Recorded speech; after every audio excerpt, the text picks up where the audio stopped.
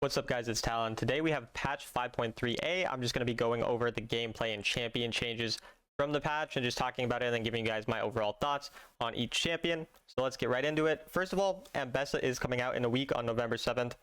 So that's something interesting. Not going to talk really a lot about her right now, but she does seem like a pretty crazy champion. So that's definitely something interesting.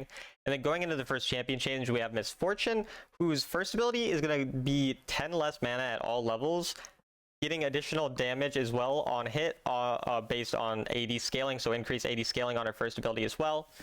More damage on her ult, both with AD scaling and scaling with crit. So it's honestly, I think Misfortune is going to be significantly stronger. I think Misfortune was, not a great champion and is now going to go up into probably, like a not quite top tier, but like one of the better early game champs, and especially a really good low elo champ. If you are below, I would say Master. Misfortune is quite a nice champ for stomping low elo players because they don't really know how to play into it, and her overall damage can be really high and good for snowballing. So I think Misfortune is one of the biggest winners of this patch for sure, and looks like she will be quite strong on the new patch. And then we have Vargar. So Vargar is now on champion takedowns, getting 2 extra stacks on his passive, so that's 2 more AP per champion takedown. His first ability is now getting better AP scalings, and so is his second ability. I think, again, Vargar, a pretty big winner of this patch, which is good because I don't think he was a very strong champion. I think he was much, much worse than a lot of the stronger mages on the patch. So this additional damage is definitely going to help him scale better. And as a whole, I still don't think he's going to, necessarily be able to compete with the Syndra or Caston or Heimerdinger type of champions. However, I do think that Vargar will go into kind of the middle of the pack and not be quite as weak as he was before. So it's a pretty good change overall for Vargar. Okay, and then Pantheon is getting a lower cooldown on his first ability. His first ability is also going to scale better with AD now to people who are low health, and it's going to do 10% more damage to monsters. So as a whole, I think that Pantheon has honestly always been quite an underrated champion. I think he actually has a pretty good kit and isn't, is a bit underrated. So I think that this change will make him, better in the eyes of many. And I do think that this is a champion who you can definitely pick up, especially into a really heavy squishy comp.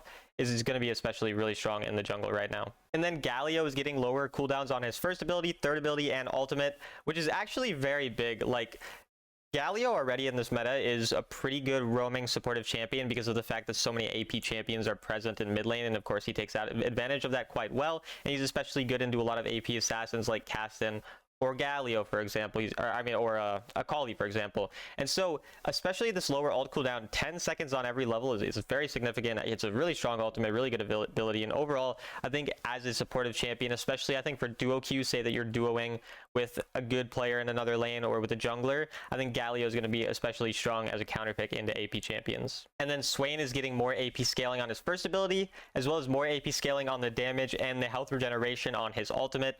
As a whole, I think that Swain is still a niche pick who really only finds a lot of value into really heavy melee comps. But overall, I still feel like Swain is quite weak. And again, unless you're into 4+ melee, maybe 3, but usually 4+ melee champions, I wouldn't really pick Swain in most scenarios, even with this buff. And then Gragas is getting a much needed nerf, with his third ability getting lower damage, base damage, and lower AP scalings, and his ultimate having lower AP scalings as well. This is quite good because Gragas as a whole has been a really strong champion in literally 4 roles. He can play almost every role in the game, even can play ADC if you have a Senna or something. So just as a whole, this champ is super versatile, has super good damage, and definitely deserved a nerf, but I still feel like Gragas will be a very consistent, strong champion in the meta as a whole. Okay, and a very expected nerf is of course Heimerdinger, who has just been dominating overall in so many roles right now. So they're nerfing the on-hit and the laser damage of his first ability in terms of the base damage. They're nerfing the base damage on his second ability and on his third ability as well. As a whole, a champion who's purely based around dealing damage, getting nerfs to all 3 of their basic abilities in terms of damage is going to be a significant nerf to them, and I do see Heimerdinger probably falling out of the top of the meta in terms of top lane and mid lane, where he was pretty much on top. So I now think he'll probably still be a relatively decent champion because he still does do a lot of damage and these nerfs aren't so crazy. But I do think Heimerdinger definitely falling a bit out of the meta. We'll have to see how he kind of fits in after these nerfs, but I do find it that Heimerdinger will likely be significantly weaker with these changes. Okay, and another much needed change is Mor Kaiser getting a nerf. So his passive is now going to provide a little bit additional base damage per second, but less per level, so it's going to be a pretty big nerf there, and then also less AP scaling. His second ability, which is the shield, will also have a higher cooldown now, and his third ability, which is the pull, will have a higher cooldown for the first 3 upgrades, and only the last upgrade will it be the same cooldown. So overall, cooldowns were actually a really good way, especially the early cooldowns, to nerf him, because his early game is too strong in my opinion for how well he scales. And then also they're nerfing the scaling in terms of his passive as well. So I'm really happy about this nerf as well. I still think Mor Kaiser will be a strong champion because he just has a pretty dang good kit that I feel like is pretty hard to not be viable. However, I do feel like this does make him a more balanced champion, and he'll more be still in the stronger side of things in terms of top lane, but I don't think that he'll anymore really be at the very top the same way that Renekton and some of those other champs are currently at the top of the meta for top lane. Okay guys, so that's going to do it for the champion changes, but now going on to some gameplay and item changes. This one really surprised me. I have no idea why they did this, but they're adjusting the Cyrilda's and Mortal Reminder passives. So now, instead of doing anywhere from 16 to 33% armor penetration based on level, it's immediately going to do 33% armor penetration. Now, what that means is that you can start potentially building Cyrilda's Grudge or Mortal Reminder as your second item on assassins or certain crit champions, because the way that like the average amount of armor that will be on a champion by the time that you're building second item and you finish your second item will be a minimum of 50, realistically higher than that, but let's just say 54 as like the low squishy champion side of things. That means that you're going to be getting 18 flat penetration, which is as much as Duskblade, which is the highest flat penetration item, and higher than almost every other flat penetration item's flat pen that it provides. So it will provide more damage than almost any other item, or any other penetration item. Obviously, those penetration items have their own other unique passives, which sometimes you could justify in place of these, but it just means that a lot earlier on, you're going to get so much value from Mortal Reminder or from Cyrilda's Grudge, and it's going to be super valuable into heavy tank comps, even as a second, and especially definitely a third item. So these items got massive buffs, which really buffs lethality champions such as Zed, Jace, Talon, all of these champions, and ADCs, because now ADCs have a better way to shred armor on tanks. So any ADC that really wants to shred or needs some additional armor shred, basically any ADC without a lot of true damage is going to benefit from this immensely. Really crazy change, honestly. I'm very surprised that they did this. And then Terminus getting a much needed nerf. I mean, Terminus especially just broken on champions like Kaisa. Kaisa is just so disgustingly broken. So it's 5 AD nerf onto Terminus, going from 40 to 35 AD, which is very good. Very happy to hear about that, especially for Kaisa again. And then Wit's End, even though it's only built on a few champions like Yasuo and Yone and Kaisa again, is also getting a nerf with lower magic resistance by 5 from 50 to 45. And now the passive goes from 15 to 80 bonus magic damage to 15 to 65.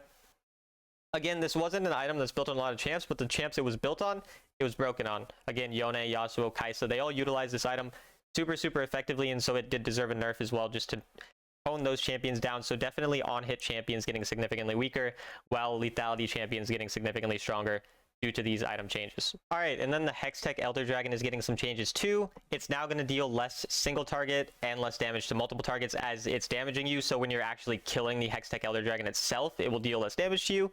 And then when you get the buff from it, it's going to do an extra 100 true damage for each hit. So it's going to be better for dealing damage to the enemies, and it's going to deal less damage to the people when they're taking it down. However, if it does only bounce to one person, it will do less true damage than before, so that's the only kind of nerf in terms of the damage, but overall, definitely getting buffed. The Elder Dragon, I mean, it doesn't really matter. Elder Dragon's OP regardless, so this change, I mean, sure, it'll be slightly more OP. It was already crazy OP. That's kind of the point of it, so it can end games fast. And then Hextech Mimics, this is kind of interesting, are now going to instantly go to everyone on their team, instead of being the things where you have to go to the turret and grab them now. And then it'll give 3 to every player, except 2 to each duo lane player, which is kind of weird, because that means that, say you get autofill and then you switch roles, will it give it to the duo lane player? Like, will it give, say that you're a support and then you switch to jungle, will it give the jungler 2? Or how will that work, right? You know, like, I wonder how that will work, if it'll actually be able to determine who the dual lane player is based on who spent the most time there. But overall, that's quite interesting. I mean, I don't mind this change, because I guess it makes it so players don't have to go back and grab them, because then sometimes people forget about them. So I guess it's better for people who don't really know how the Hextech Mimics work. But as a whole, this change, I don't think it's that big of a deal. It's kind of whatever. I'm just interested to see how that like autofill thing might work out. And then the Hextech Toolkit, the Deceleration Ray, which is the one that does a little bit of damage, is pretty useless most of the time. It'll now deal damage to monsters too, and will slow monsters as well. And then Gallo's Aegis is back for a little bit again. I know a lot of you guys love that. Like, I've made a video on it. Not the biggest fan of Gallo's Aegis myself, but if it's here, it's here. I obviously can't control that, so that's coming back for a while too, so I'm sure some of you will be excited about that.